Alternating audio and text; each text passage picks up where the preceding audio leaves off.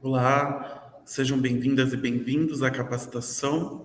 E este mês nós vamos falar sobre os documentos escritos.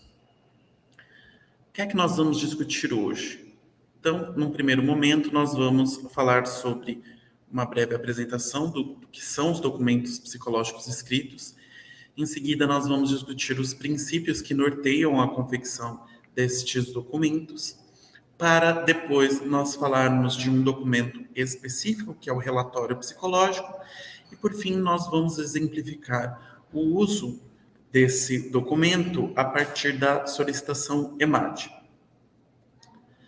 Então, na última capacitação, nós falamos sobre a obrigatoriedade do registro documental, né? Vocês se lembram disso, que é um registro cuja obrigatoriedade está disposta na resolução do CFP número 1 de 2009. Hoje nós vamos falar sobre as diretrizes que ordenam a elaboração de documentos escritos a partir da resolução do CFP número 6 de 2019. Então é importante conhecer estas duas resoluções, certo? Então, o que é que são os documentos psicológicos? Existem 5 modalidades. São elas: a declaração, o atestado, o laudo, o relatório e o parecer. Os documentos psicológicos constituem instrumentos de comunicação escrita. Então é importante a gente entender que nós estamos nos comunicando. Mais tarde a gente vai aprofundar nesse ponto. Trata-se de uma sistematização da prestação do serviço psicológico, certo? Então, há um serviço antes de um documento. É realizado por solicitação que pode ter vindo do próprio usuário do serviço, de seus responsáveis legais, de algum profissional específico, das equipes multidisciplinares ou das autoridades, ou ainda ser um resultado de um processo de avaliação psicológica. Quais são os princípios que norteiam todos os documentos psicológicos? São 3: princípios técnicos científicos, princípios técnicos da linguagem escrita formal e os princípios éticos. As envolvidas e os envolvidos no processo possuem o direito de receber informações sobre os objetivos e resultados do serviço prestado, bem como ter acesso ao documento produzido pela atividade da psicóloga ou do psicólogo. Então, por isso que quando a gente for, né, fazer um procedimento, como por exemplo de uma entrevista, nós precisamos explicar para que aquelas perguntas estão sendo realizadas e qual o objetivo delas e de que forma elas vão ser sistematizadas posteriormente, certo? Então a gente não pode, por exemplo, fazer um relatório EMAD sem, contudo, explicar para o paciente que nós estamos indo lá colher algumas informações com um determinado objetivo e assim sucessivamente.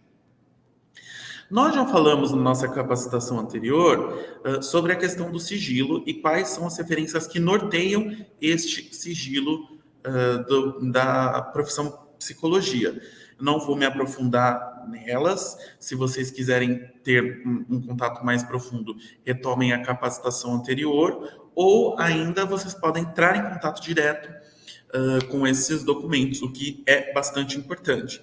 Mas nós já falamos, então, da Lei Geral de Proteção de Dados Pessoais, sobre a lei que rege sobre o sigilo de condição de pessoa que vive com HIV e outras infecções, e também do Código de Ética, que vai dispor sobre a proteção da intimidade, a importância da quebra de sigilo somente na busca do menor prejuízo, o compartilhamento de informações estritamente necessárias e reforçando o sigilo de quem as receber. Então, agora nós vamos adentrar nos princípios que regem a confecção dos documentos psicológicos escritos. Então, o primeiro princípio é o técnico e científico.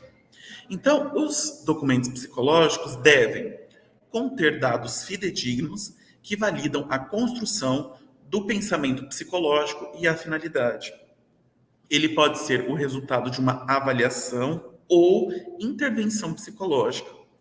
Então, aqui é muito importante a gente destacar que nós não vamos confeccionar nenhuma modalidade de documento escrito se não houver um processo de avaliação, que é algo que a gente não faz no hospital, eu vou defender isso mais para frente, ou de intervenção psicológica. Se não houve um atendimento, se não houve contato com esse sujeito, não faz sentido que a gente produza um documento, certo? Isso não pode acontecer.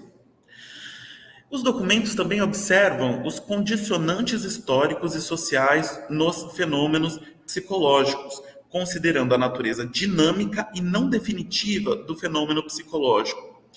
Então, nós não podemos ser taxativos e individualizar o resultado das nossas observações, como, por exemplo, né, vamos dar um exemplo aqui. O sujeito é agressivo, o sujeito é assim, ou o sujeito é assado, né? Porque a gente estaria, então, atribuindo certos traços nesse sujeito de forma individual. Mas de que maneira esses comportamentos observados fazem com que estão relacionados com outros determinantes, com outros condicionantes históricos? Como a gente veio a observar recentemente no atendimento no nosso hospital, em que uma determinada criança teve um comportamento entendido como violento para com um determinado animal, e depois nós fomos observar que essa criança ela adivinha de um contexto de sitiante, um contexto rural, em que, por exemplo, os animais são diretamente sacrificados para alimentação, em que a relação dessas pessoas com os animais é totalmente diferente do contexto urbano. Então, a gente não pode simplesmente patologizar ou até elaborar juízos morais em relação a essa criança, ignorando os condicionantes históricos sociais da realidade da qual ela advém. Certo? Então é importante a gente entender também que os fenômenos psicológicos, eles não são eternos, atemporais, imutáveis. Pelo contrário, eles possuem uma natureza dinâmica, eles possuem movimento, o ser humano está em constante transformação. Então, nossos documentos não podem adotar uma linguagem taxativa e definitiva, como se nós estivéssemos dizendo a verdade última sobre aquele sujeito, né? Pelo contrário, né? Nós vamos reconhecer a natureza dinâmica, e isso no hospital é ainda mais importante de ser feito, porque aqui no hospital nós entramos em contato com pessoas que estão vivendo uma situação muito específica da vida delas. Elas estão longe da família, estão longe do contexto em que elas estão acostumadas, muitas vezes enfrentando situações novas e desconhecidas, de agravamento de saúde. Então, tudo isso vai modificar a forma como aquela pessoa é em seu dia a dia, com seus entes queridos. Então, os nossos resultados possuem um viés que é da institucionalização dessas pessoas. Então, isso precisa estar ainda mais evidente nos nossos documentos. Eles são fundamentados em métodos, técnicas e instrumentos psicológicos reconhecidos cientificamente, podendo recorrer a procedimentos e recursos auxiliares, fontes complementares de informação. Então, a gente pode pegar um teste da internet e aplicar? Não, a gente precisa trabalhar com aqueles instrumentos que são reconhecidos pela cientificidade da nossa profissão. Ok? Princípios de linguagem técnica.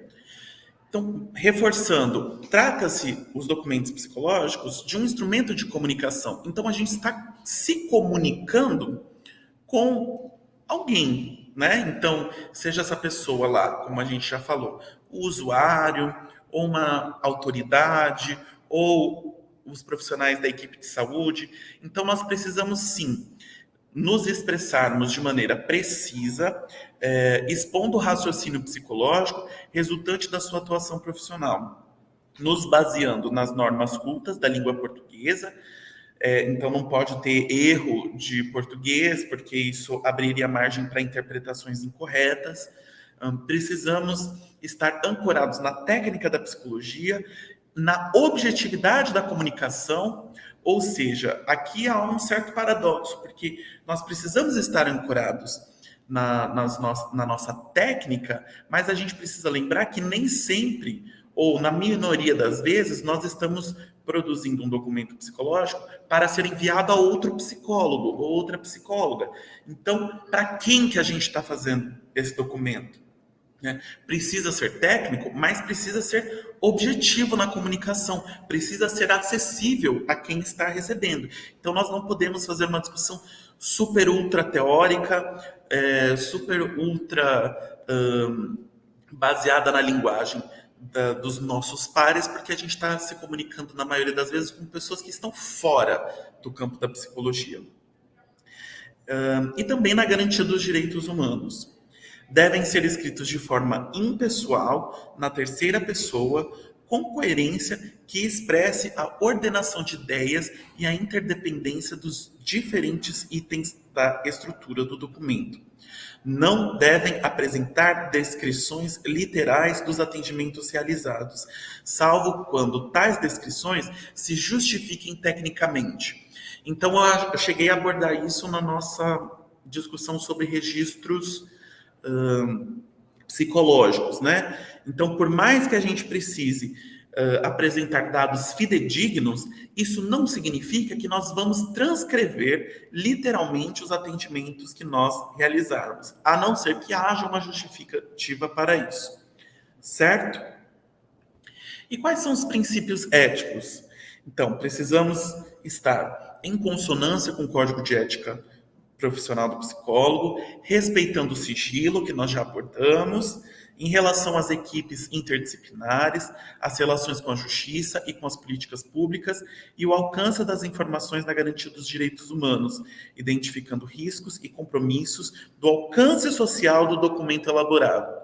Então, por exemplo, a gente não pode utilizar termos técnicos, mesmo que eles estejam precisos, sem levar em conta que esses termos técnicos vão existir, vão ser recebidos por uma determinada instituição. Então, você vai colocar lá, por exemplo, né, um psicodiagnóstico. Então, você vai colocar lá, existe suspeita de esquizofrenia, essa pessoa possui um transtorno, e aí você elabora esse documento e manda, por exemplo, para a equipe multidisciplinar, ou amplificando a nossa discussão. Ou você vai mandar para uma escola, ou você vai mandar para o sistema judiciário, e aí as pessoas vão receber esse documento e vão ler lá, transtorno, esquizofrenia. Como é que isso vai chegar para essas pessoas? Né?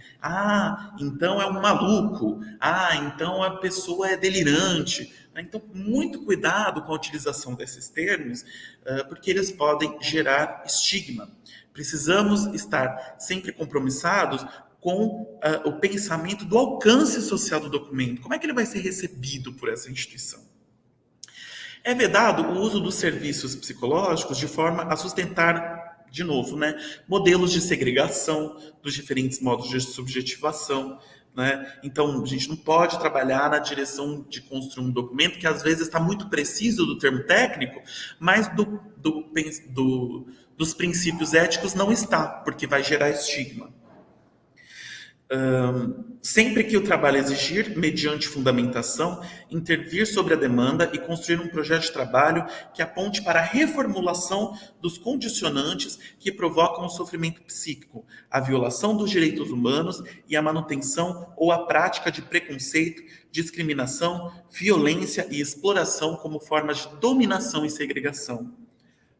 Formular ainda a demanda de modo que seja compreendida como efeito de uma situação de grande complexidade. Então, vamos pensar num exemplo hipotético.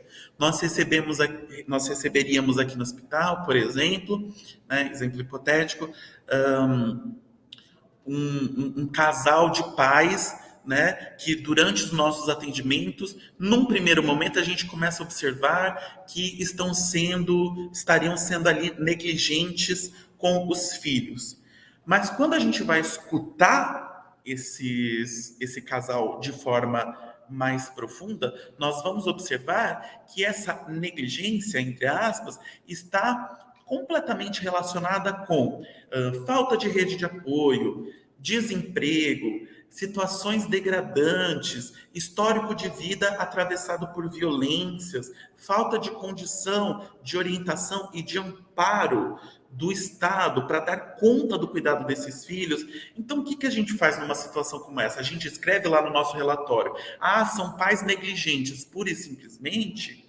Não, a gente vai então encontrar recursos para combater essa situação de grande complexidade que está produzindo como efeito isso que nós estamos entendendo como uma negligência. Então, o que que a gente vai fazer? Nós vamos fortalecer o nosso vínculo com esse casal, nós vamos fazer encaminhamentos para as instituições competentes, nós vamos acionar os órgãos do Estado por meio de um diálogo com a equipe 12 das nossas colegas do serviço social, né, que vão, então, fazer com que esse Estado venha a realizar uma série de ações para minimizar esse histórico de violência e de exploração que esse casal está recebendo, no intuito de combater esse preconceito e essa discriminação que eles podem vir a sofrer inclusive, enquanto pai e mãe desses filhos, certo? Então, a gente não está lidando com análises individuais, análises que não levam em conta todos esses outros condicionantes que, mais uma vez, são de grande complexidade, são multifatoriais na hora que a gente for elaborar os nossos documentos e fazer os nossos atendimentos, tá bom? Agora eu queria aprofundar com vocês sobre aquele documento que eu acredito que merece uma atenção especial aqui, que é o relatório psicológico. O que é o relatório psicológico? Então, nós vimos que existem 5 documentos psicológicos possíveis, mas eu gostaria de aprofundar no relatório psicológico, que é, então, uma peça de natureza e de valor técnico-científico que deve conter narrativa detalhada e didática com precisão e harmonia. A linguagem desse documento deve ser acessível e compreensível ao destinatário, como nós já falamos aqui.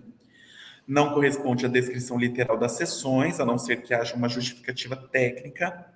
É um documento de exposição escrita, descritiva e circunstanciada, ou seja, ele é válido para uma determinada circunstância, né? Portanto, ele considera os condicionantes históricos e sociais da pessoa, grupo ou instituição, possuindo um caráter informativo. Então, quando nós vamos elaborar um relatório, significa que nós estamos informando, nós estamos nos comunicando com o destinatário ou a destinatária sobre qual foi o trabalho que nós realizamos e qual foi o pensamento que nós desenvolvemos para a confecção desse documento. Visa, portanto, então, comunicar a atuação profissional do psicólogo em diferentes processos de trabalho já desenvolvidos ou em desenvolvimento. Então, não necessariamente precisa ser um acompanhamento psicológico que já se encerrou. Você pode falar desse atendimento que segue em curso. Ele pode, enquanto documento, enquanto relatório psicológico, sim, gerar orientações, recomendações, encaminhamentos, intervenções pertinentes à situação descrita no documento. Então, o psicólogo ele pode, sim, dizer: bom, diante de tudo que eu observei e diante de todo o raciocínio que eu desenvolvi para entender estes dados que eu observei, a partir, né, da observação escuta, eu recomendo que seja feito isso, isso e isso, né? Ou eu encaminho esse sujeito para tal e tal órgão, para tal e tal profissional. Eu oriento que seja feito isso dessa determinada maneira, certo? Então, o psicólogo ele tem essa possibilidade. Aqui há um ponto muito importante. Ele não tem como finalidade produzir diagnóstico psicológico. Nós vamos abordar isso mais à frente. Então, eu estou falando para vocês, estou cantando a bola para vocês desde já, que nós, né, no hospital, aqui no HMC, eu defendo que nós não fazemos avaliação psicológica e que nós não fazemos diagnóstico psicológico dos nossos pacientes. Eu vou explicar mais para frente por que eu entendo dessa maneira. E é claro, este documento deve ser construído com base no registro documental elaborado para a psicóloga ou pelo psicólogo em conformidade com a resolução do CFP, número 1/2009, ou resoluções que venham alterá-la ou substituí-la. Então, por isso que eu comecei a nossa capacitação do mês passado falando sobre os registros documentais, que aqui no HMC nós chamamos de evoluções. Então, quando a gente for fazer o nosso relatório psicológico, tem lá o campo dos procedimentos. Quais foram os procedimentos? Qual foi o passo a passo para você produzir o relatório? Muitas vezes nós estamos acostumados a fazer o relatório com base pura e simplesmente no nosso atendimento ou nos nossos atendimentos, né? Mas a gente poucas vezes coloca a questão da leitura dos registros. A leitura das evoluções pode ser, sim, um passo possível para a elaboração do relatório. Então, quando for fazer o procedimento, colocar lá, este relatório foi feito com base em um único atendimento ou num número X de atendimento, e também com base na leitura dos relatórios, dos registros, das evoluções produzidas dos atendimentos dessa pessoa. Certo? Então, a gente está num momento muito propício para discutir isso, porque recentemente nós demos uma boa discutida sobre como fazer as nossas evoluções, quais são os documentos que ordenam os nossos registros documentais. Então, nós temos feito, do meu ponto de vista, acredito que eu não estou sozinho nessa, registros documentais melhores, mais completos, melhor elaborados, melhor fundamentados. Então, como nós já estamos fazendo registros muito mais interessantes, do meu ponto de vista, agora a gente vai ter também muito mais propriedade para que um psicólogo que for realizar um relatório psicológico faça a leitura desses registros e possa utilizar as informações pertinentes a depender da finalidade do documento. Certo? Então, o nosso relatório psicológico, ele precisa conter informações fidedignas, sim, mas ele não é também uma descrição literal dos atendimentos, como a gente já discutiu, e também não é para colocar tudo. Ele possui uma finalidade. Então, nós vamos prestar as informações que sejam possíveis de serem prestadas, respeitando a intimidade do sujeito que nós estamos em contato, que nós estamos escutando, que nós estamos atendendo, mas também aquilo que for pertinente para a finalidade, para aquilo que o documento visa atender. E qual a estrutura do nosso relatório psicológico? De acordo com a resolução do CFP, ele possui os seguintes itens: identificação, descrição da demanda, procedimento, análise e conclusão. Vamos debater cada um desses pontos com mais profundidade?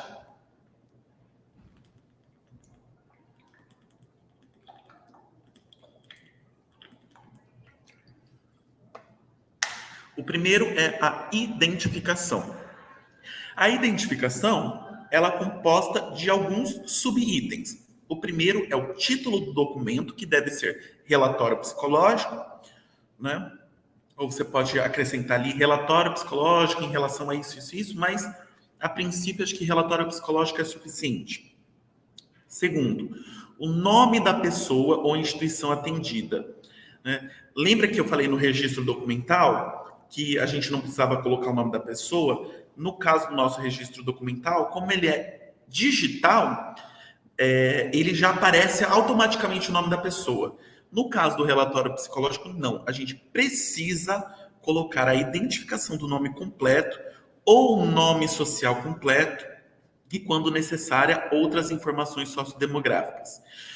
O que é o nome social? Daí a importância da gente interligar com as nossas capacitações. Quem lembra quando a gente discutiu sobre a saúde da população LGBTQIA+. Quem se lembra dessa capacitação vai ver lá que as pessoas trans fazem uso do nome social, né? Então, quem tiver com dúvida em relação a isso, retorna lá na capacitação. certo? E o que são informações sociodemográficas? São muitas elas, aquelas que fazem sentido. Por exemplo, gênero pode ser uma coisa, né? Homem ou mulher, ou outro, né? Ahn, renda, profissão, todos esses elementos sociodemográficos que podem ser relevantes em uma determinada situação. Nome da ou do solicitante. Precisamos identificar quem solicitou o documento, especificando se a solicitação foi realizada pelo Poder Judiciário, por empresas, instituições públicas ou privadas, pelo próprio usuário do processo de trabalho prestado ou por outros interessados. Aqui é importante, não é porque o documento foi solicitado pelo Poder Judiciário que no nome do solicitante a gente vai colocar lá Poder Judiciário, ponto. Não, tem que ter um nome completo de quem é o profissional representante do Poder Judiciário que está solicitando esse documento, certo? Então é o nome do solicitante. Finalidade, e isso é fundamental. Precisamos descrever a razão ou o motivo do pedido. Este ponto é muito importante. Nós não podemos esquecer desse ponto, por quê? Porque eu vou solicitar, por exemplo, eu solicito um relatório psicológico para autorizar a entrada de um determinado menor de idade para visitar, né, um paciente dentro de um hospital. Essa é a finalidade do documento, né? E aí você vai redigir lá no relatório. Esse adolescente ou essa criança me relatam que sofrem abuso sexual, quer dizer, jogar um monte de intimidades que não tem a ver necessariamente com a finalidade para a qual o documento está sendo produzido. Se essa criança ou adolescente relata isso, então a gente precisa pensar os encaminhamentos possíveis, né, a partir do passo a passo que nós precisamos dar quando a gente está diante de violência ou suspeita de violência. Mas se o documento está sendo solicitado para permitir a entrada ou a não entrada desse adolescente ou dessa criança para uma visita hospitalar, isso não deve constar. Não é relevante para a razão ou o motivo do pedido. Portanto, quando formos criar documentos psicológicos, né, relatório psicológico, nós precisamos colocar as informações que são pertinentes à finalidade. E o nome da autora ou do autor, no caso, o nome completo ou o nome social da psicóloga ou do psicólogo responsável pela construção do documento com a respectiva inscrição do CRP. Descrição da demanda. Próximo item. Neste item, o ou a psicóloga, autora do documento, deve descrever as informações que o motivou à busca pelo processo de trabalho prestado, indicando quem forneceu as informações e as demandas que levaram à solicitação do documento. Item 1. A descrição da demanda constitui requisito indispensável e deverá apresentar o raciocínio técnico-científico que justificará procedimentos utilizados. Aí eu coloquei um destaque aqui meu, né? Orientações à equipe multiprofissional e o preenchimento do motivo nos registros documentários de prontuários psicológicos, também chamados de evoluções. Então, muitas vezes, a equipe multiprofissional vai nos solicitar um documento psicológico, às vezes eles vão usar até outros termos imprecisos, mas a gente vai fazer ali a escuta e a identificação de que se trata de um documento de relatório psicológico. Então, a equipe está nos solicitando isso. Porém, quando a equipe nos solicita isso, não basta só chegar e falar assim: oi, psicólogo, eu quero um relatório, me entrega, ponto, final. Né? Mas o que a gente vai fazer? A gente vai discutir para que você precisa desse documento. Se há necessidade da confecção desse documento e, havendo a necessidade desse documento, para qual fim ele vai ser utilizado. E aí o pessoal da equipe multi vai responder: bom, eu preciso desse documento porque eu preciso de mais informações, por exemplo, para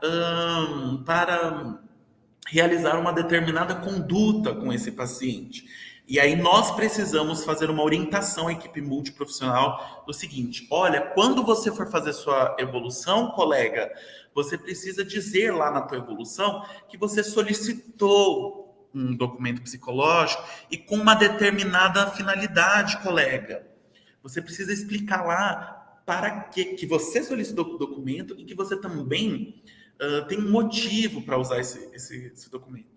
Nós sabemos que muitas vezes a equipe multiprofissional não vai fazer isso, né, porque não está acostumada, não está familiarizada, mas primeiro, a gente precisa prestar essa orientação para a equipe multi, e segundo, nem precisa dizer que quando a gente for fazer o nosso registro documental, quando a gente for fazer a nossa evolução, nós vamos colocar isso lá também, né? Motivo do porquê que a equipe multiprofissional está solicitando esse documento e como a gente observou e analisou esta demanda, certo?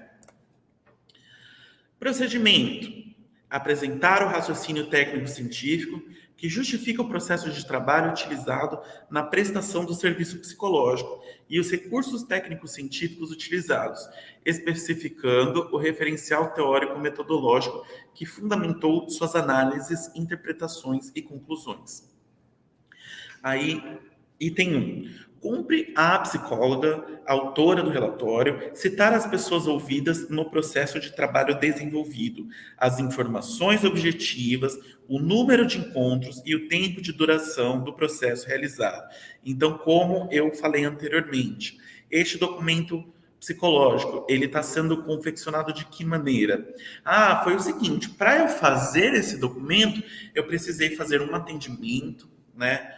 Único, a especificar lá, ou então vai colocar, não, trata-se de um usuário do SUS que eu já venho acompanhando há algum tempo, então são informações aí que vêm de 3, 4 atendimentos, ou ainda, né, trata-se de um paciente, de um usuário, do qual eu li os registros, né, que vem sendo acompanhado, que está internado aqui no hospital desde a data tal e que já foi acompanhado pelo meu colega que realizou ali 3, 4 atendimentos. Então eu realizei a leitura desses registros, a leitura dessas evoluções, e nessas evoluções eu observei que no atendimento, que de forma geral, nos atendimentos, foi trabalhado este item, né, relação familiar, ou foi trabalhado ali o seu processo de hospitalização, né, ou, se for necessário, eu vou especificar, principalmente no atendimento 3, foi quando apareceu pela primeira vez ali o tema do histórico familiar, né, então a gente precisa explicar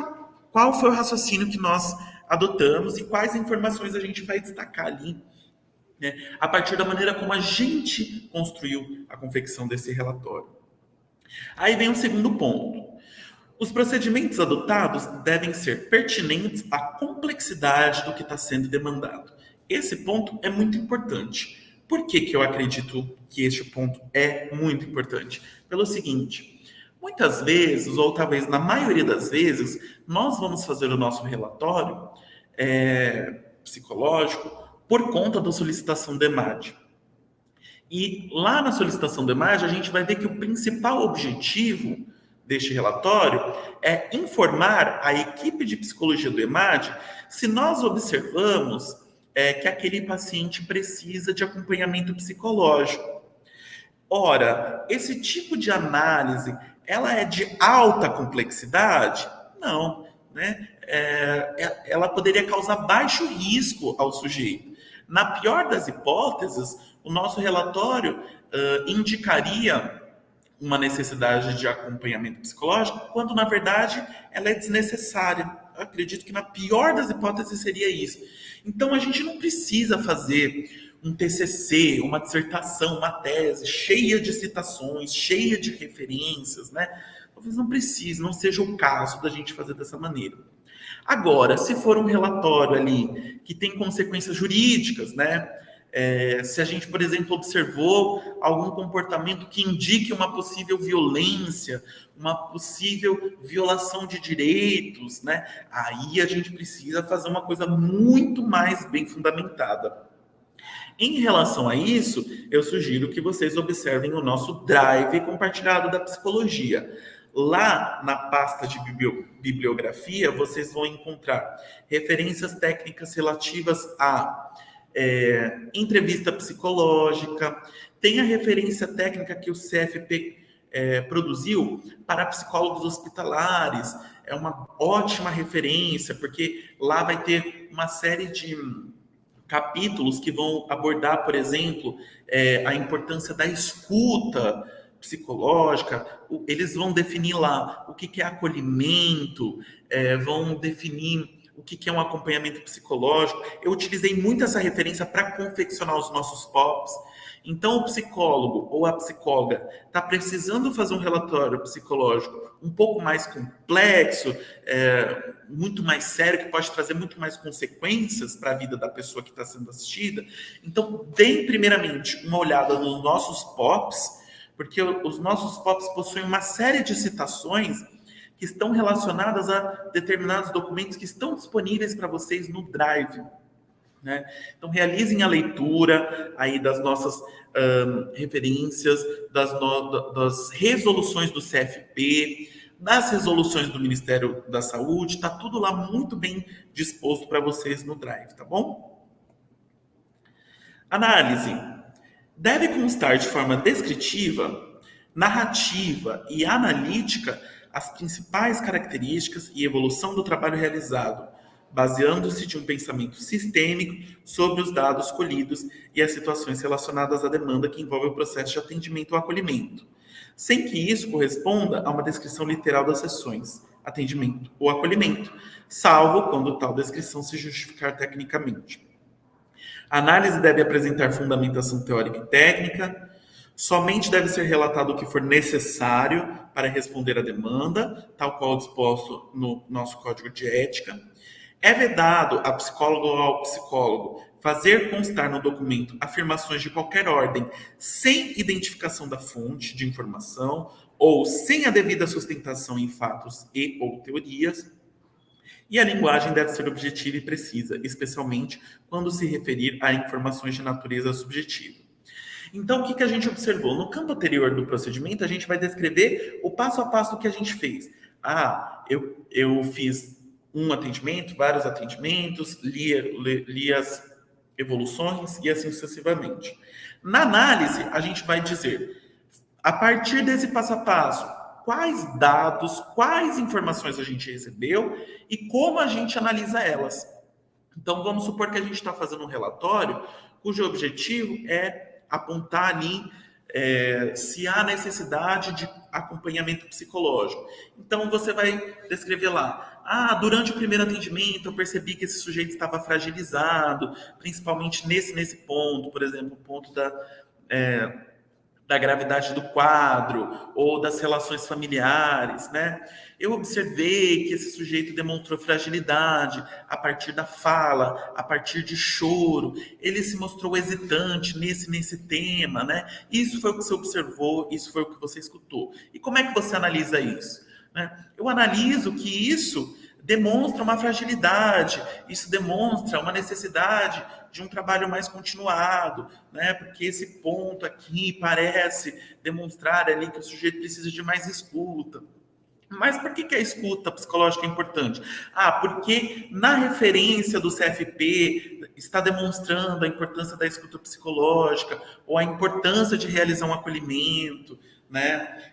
Por que você fez determinada pergunta? Eu fiz determinada pergunta porque dentro da proposta de entrevista psicológica é possível que a gente faça perguntas mais diretivas com base nessa referência.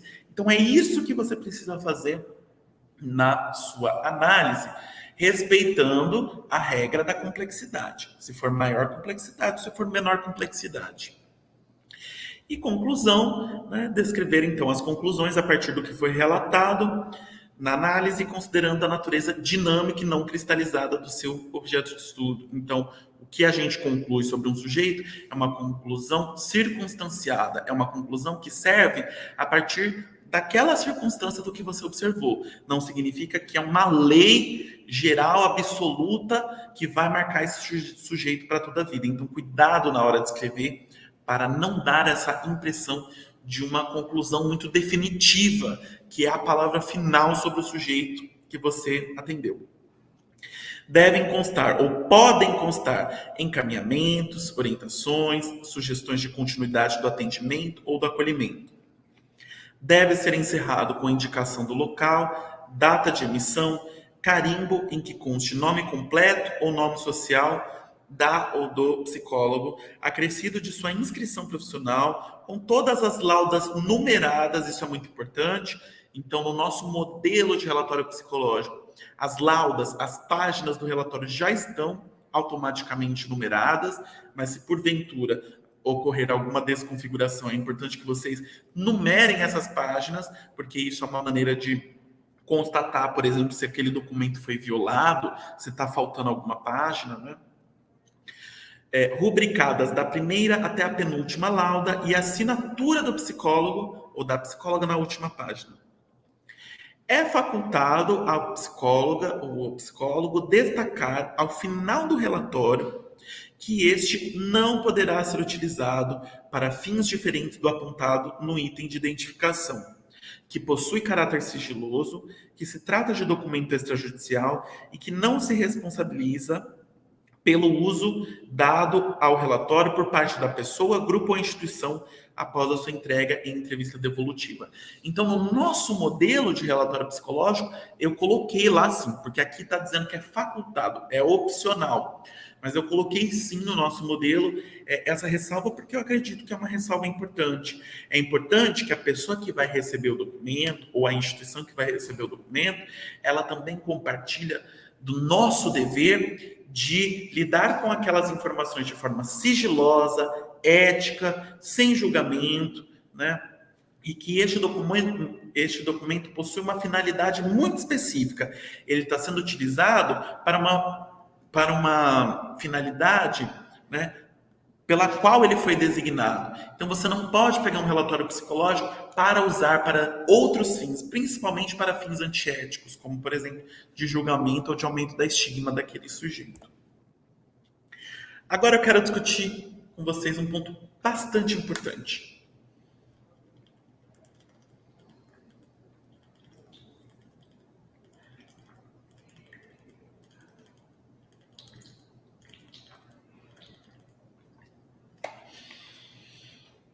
Estando conclusos ali os itens referentes ao relatório, eu queria discutir com vocês a diferença entre dois documentos, o relatório psicológico e o laudo psicológico. E isso é uma forma de realizar uma breve discussão sobre avaliação psicológica. Lembra que eu falei ali no começo da introdução que eu defendo que aqui no nosso hospital a gente não faz avaliação psicológica? Agora eu brevemente vou explicar por quê. Essa discussão está presente no nosso POP de entrevista psicológica, que está em processo de aprovação pelo setor da qualidade do hospital. Então, quem quiser se aprofundar nessa discussão pode ler o POP, a gente vai discutir sobre isso mais à frente. Do ponto de vista da resolução do CFP de documentos psicológicos, o relatório e o laudo são documentos que possuem estrutura idêntica. Ou seja, eles também têm lá identificação, demanda, procedimento, é igualzinho.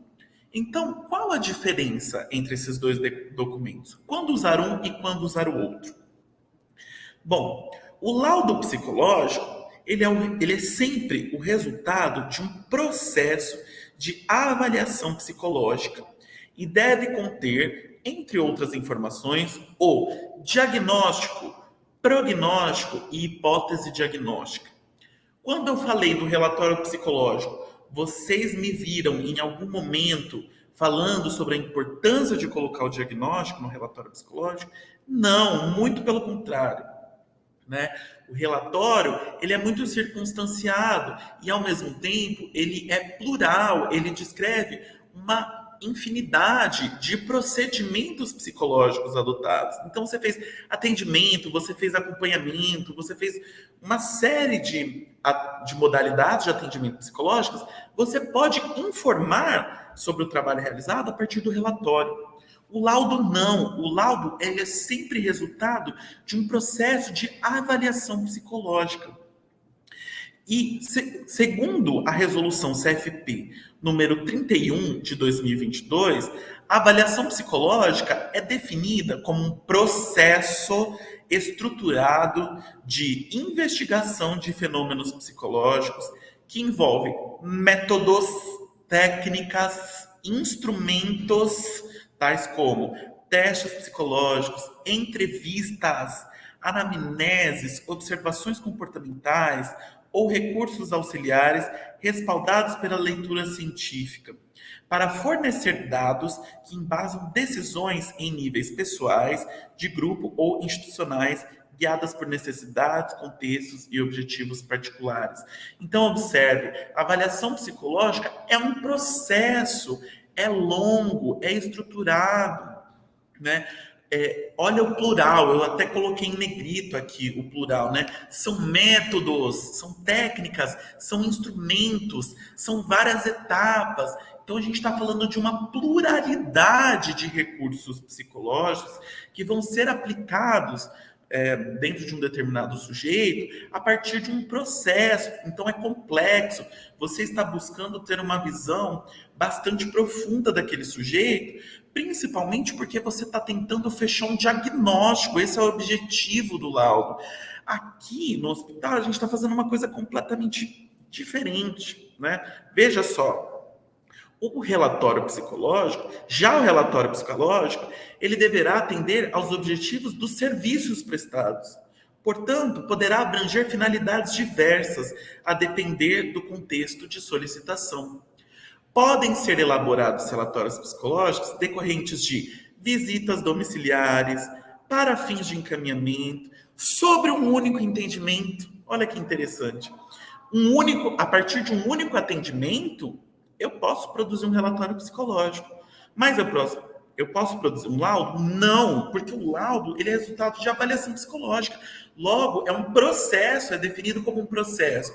Será que um único atendimento pode ser denominado como um processo? Claro que não, né? Então, o relatório psicológico, né, ele pode ser ali com base em um único atendimento, como em situações de orientação ou de acolhimento nos serviços, para prestar informações. Então, um visa prestar informações, um visa respaldar determinadas demandas e condutas a partir de uma pluralidade de finalidades diversas, enquanto o outro, muito pelo contrário, ele é resultado de um processo com várias etapas com fins de psicodiagnóstico, né? Para prestar relatório, né? Para prestar informações de referência, de contrarreferência, para subsidiar atividades de outros profissionais, entre outras situações que já ocorrem no exercício profissional. Então, a partir dessa leitura, a partir dessa diferença, eu observo que o relatório psicológico é uma modalidade de documento psicológico que, por ter todas essas características, por ser mais flexível, por ter uma finalidade informativa, né, por ser resultado de diferentes modalidades de intervenções, eu acredito que o relatório psicológico está muito mais próximo de atender às finalidades que nós, psicólogos do HMC, temos que dar conta aqui no nosso cotidiano hospitalar. Então, é por isso que eu enfatizei muito mais a explicação do relatório do que do laudo, porque acredito que o laudo está muito mais distante da realidade. A gente não faz laudo aqui, porque não é o nosso intuito. Por quê? De acordo com o CFP, com a referência técnica para psicólogos hospitalares que eu mencionei anteriormente, o processo avaliativo em contexto hospitalar difere do psicodiagnóstico tradicional, porque não se busca um diagnóstico em sentido formal e acadêmico, e sim busca-se construir da melhor forma possível uma visão ampla de quem é e como está a pessoa frente ao processo de doença, internação hospitalar e tratamento. Então, quando a gente vai falar de forma geral, simplificada, de avaliação aqui no hospital, eu vou avaliar uma determinada característica, eu vou avaliar se esse paciente faz sentido ele ser autorizado a fazer isso ou aquilo, né? Eu vou avaliar qual é a melhor conduta. A gente está usando a palavra avaliar aqui, né? Embora estejamos usando esse termo avaliação, embora estejamos avaliando algumas dimensões desse sujeito, como, por exemplo, as funções cognitivas, não podemos dizer a rigor, né, tecnicamente, que este procedimento é uma forma de avaliação psicológica, em sentido estrito e técnico. Por isso, o nosso POP mudou de nome. A gente não fala mais em avaliação, falamos em entrevista.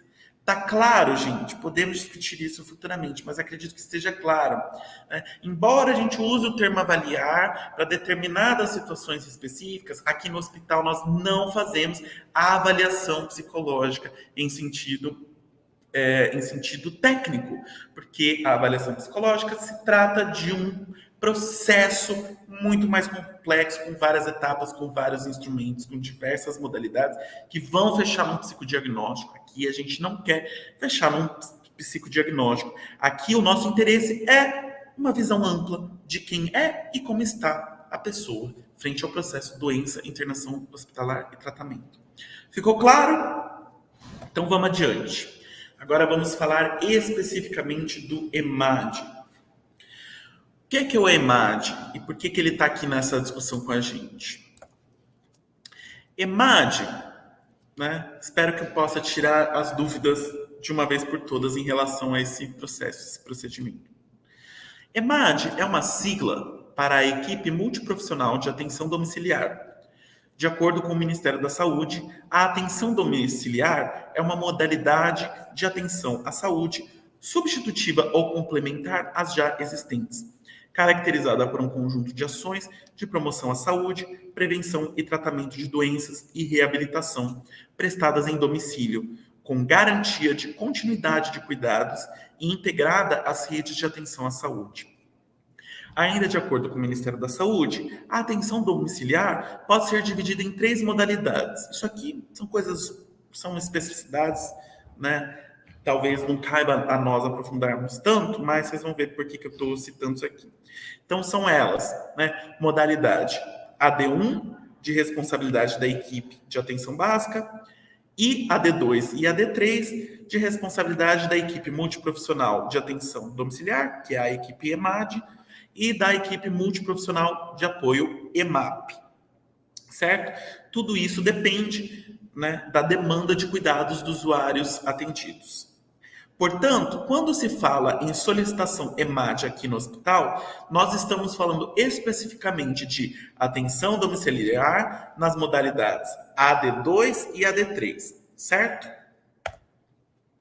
Quais são os critérios de solicitação do EMAD?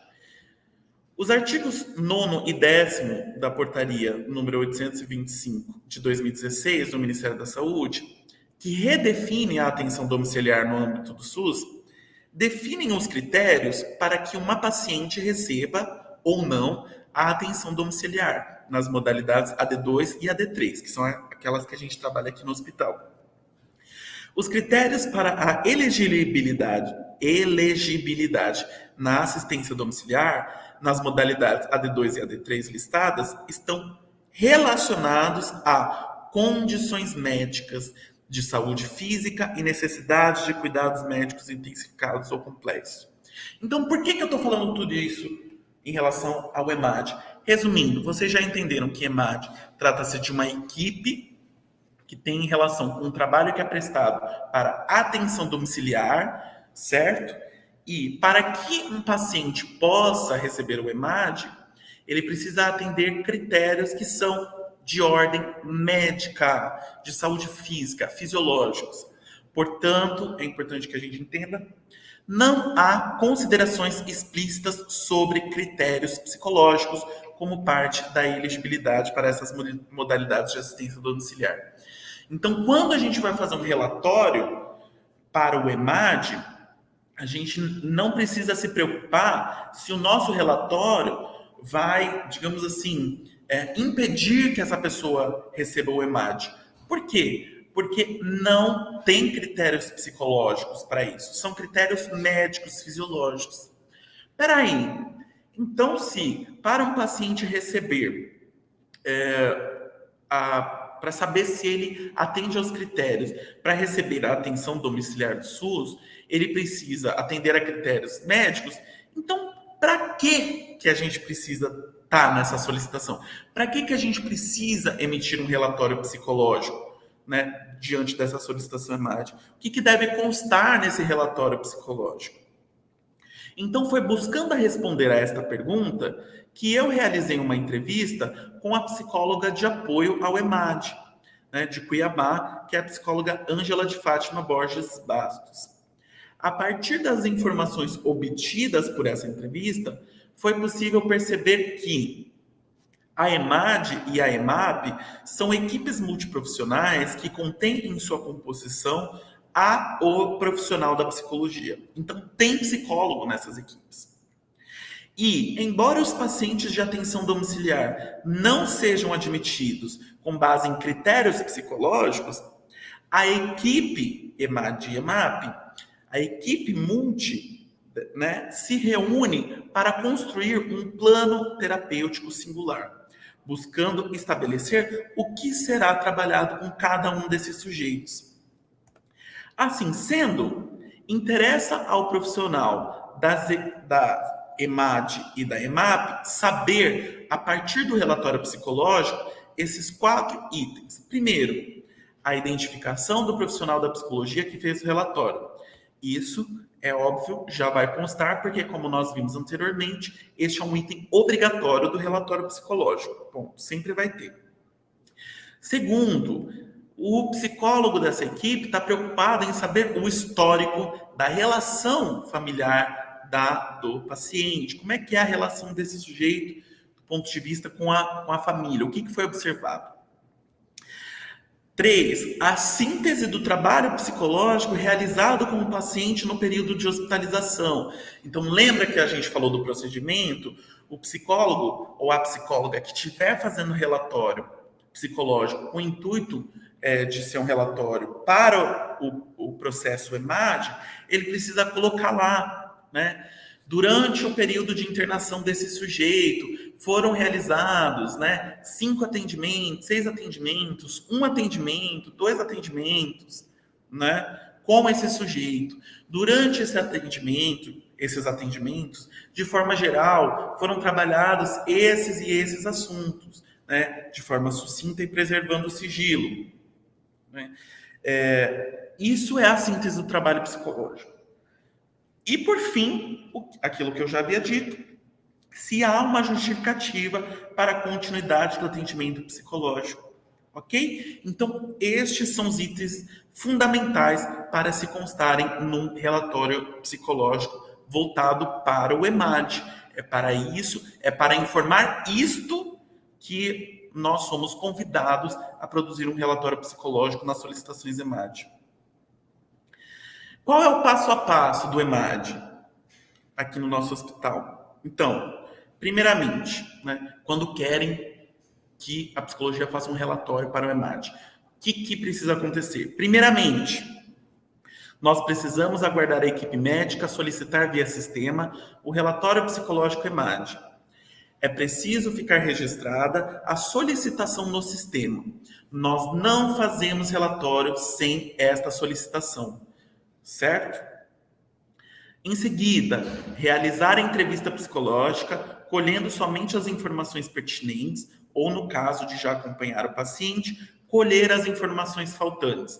Então, como eu havia dito, a gente vai chegar, né, naquele sujeito e a gente não vai simplesmente falar, fala o que vier à sua cabeça, né? Ou quais são as suas demandas aí, tentar identificar quais são as demandas de sofrimento mental, vamos fazer intervenções voltadas para o sofrimento desse sujeito. Não exatamente. O que a gente vai fazer é buscar colher informações pertinentes. Então, a gente vai fazer mais diretamente as perguntas necessárias, no caso de já ser acompanhado, as informações faltantes.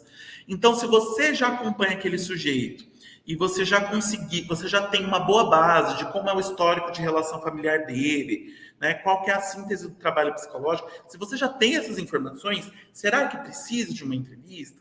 Ou, caso não seja um paciente que você acompanha, é um paciente que é acompanhado por um colega, ou que ainda não foi acompanhado.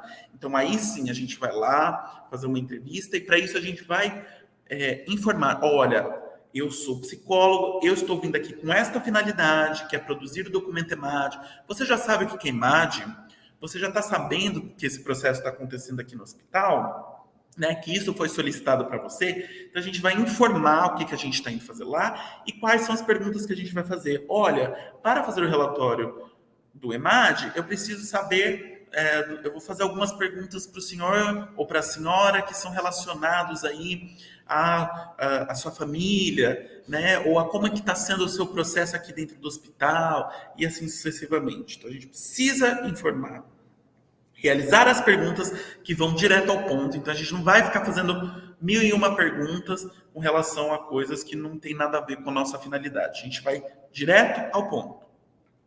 Em seguida, vamos confeccionar o relatório psicológico, imprimindo e deixando uma cópia em sua pasta de acesso exclusivo, certo? Então, a gente vai, em seguida, né, depois que a gente registra e deixa uma cópia na nossa pasta de acesso exclusivo, uma outra cópia do relatório psicológico impresso vai para a coordenação de enfermagem responsável pelo setor. É a coordenação que fica responsável por aglutinar os relatórios das equipes e, em seguida, entregar ao serviço social. Então, é a coordenação de enfermagem do setor responsável que vai pegar o relatório da psicologia, do serviço social, do médico, né, da enfermagem, vai juntar tudo e, quando tiver tudo pronto, eles vão entregar para o serviço social. Ok? Depois que você fez isso, você vai fazer o registro do procedimento, você vai fazer a evolução. Você vai fazer uma evolução dizendo que o motivo da solicitação foi porque a equipe X solicitou o relatório EMAD, que você foi até o leito do sujeito, que você informou o que era EMAD, que você fez as entrevistas, que você fez o relatório e que você deu uma cópia para a coordenação competente. E aí você vai responder a solicitação médica que consta no sistema. Aqui eu estou dando uma sugestão de resposta possível para a solicitação médica no sistema. Não precisa ser igualzinha, você pode fazer inspirada a ela ou muito parecida. Né? A resposta é: conforme solicitado, foram realizados atendimento e confecção de relatório psicológico EMAD, entregue à coordenação responsável, atenciosamente. É isso que a gente precisa informar na solicitação médica do sistema. Não esqueçam de responder à solicitação médica no sistema. Outra coisa, às vezes acontece sim da gente esquecer de responder à solicitação. Tem problema se a gente avisar ali o nosso colega do noturno para ele responder essa solicitação, ou eventualmente o colega do noturno esqueceu de responder. Tem problema que o psicólogo do diurno responda? Não, não tem problema, porque a gente vai colocar lá, né? Foi realizado atendimento, confecção de relatório pelo psicólogo X, veja nas evoluções, né? A gente só especifica, não precisa ser a mesma pessoa. É bom a gente não esquecer, mas nada impede que outro psicólogo responda a solicitação ali, não tem problema, não vejo problemas. EMAD, dúvidas frequentes. É preciso que o relatório psicológico seja feito pela psicóloga ou psicólogo de referência do setor e ou que já atenda o paciente em questão? Quem prestou atenção até aqui já sabe a resposta. Não. Se este profissional não estiver na unidade no momento, outro profissional realiza um atendimento único, entrevista, produz o relatório com base neste atendimento e inclui informações pertinentes com base no registro das evoluções. Por exemplo, quantos atendimentos recebidos, quais os temas trabalhados, colocar somente aqueles temas pertinentes, entre outros. Certo? Outra coisa, a equipe de psicologia está atrasando a solicitação EMAD? Muitas vezes, a equipe multiprofissional supõe que, por estar faltando somente o relatório da psicologia, nós estamos atrasando todo o processo. Neste caso, o que nós devemos fazer? Devemos questionar se a equipe médica já solicitou o relatório psicológico via sistema. Aguardar esta solicitação para darmos início ao nosso protocolo. Sem esta solicitação, nós não fazemos relatório EMAD, certo? Então, o colega bateu lá na nossa porta. Olha, tá faltando só o relatório da psicologia, vocês têm que fazer rápido. Não, peraí. Já foi solicitado no sistema pelo médico? Deixa eu verificar se foi solicitado. Colega, tá faltando a solicitação do médico ou da médica. Né? Então, por favor, entre em contato com a equipe de medicina e peçam para que eles façam essa solicitação. Sem essa solicitação, a gente não pode fazer um relatório, porque precisa ficar registrada essa solicitação. Por isso, é importante que a equipe de psicologia conheça o nosso protocolo para acolher as dúvidas e orientar o profissional da equipe de saúde sobre o nosso papel no protocolo EMAD, atendendo a demanda da forma mais célere, mais rápida e eficiente possível. Tá bom? É isso. Esse trabalho está totalmente baseado na resolução CFP número 6 de 2019, comentada. É importante que todos e todas as psicólogas e psicólogos conheçam, leiam esta resolução. Ela está disponível no nosso Drive e podemos tirar as nossas dúvidas, continuar esse diálogo em outros espaços. Tá bom? Por hoje é só. Tchau, tchau. Até a próxima.